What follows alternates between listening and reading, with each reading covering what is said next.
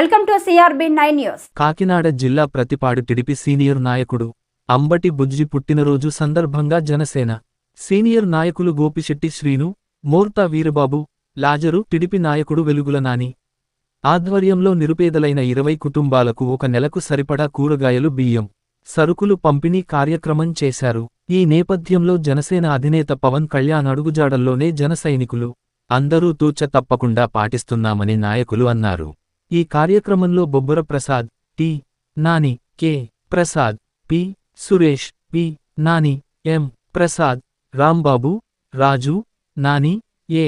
Nani, Janasena TDP కార్యకర్తలు, నాయకులు పాల్గొన్నారు.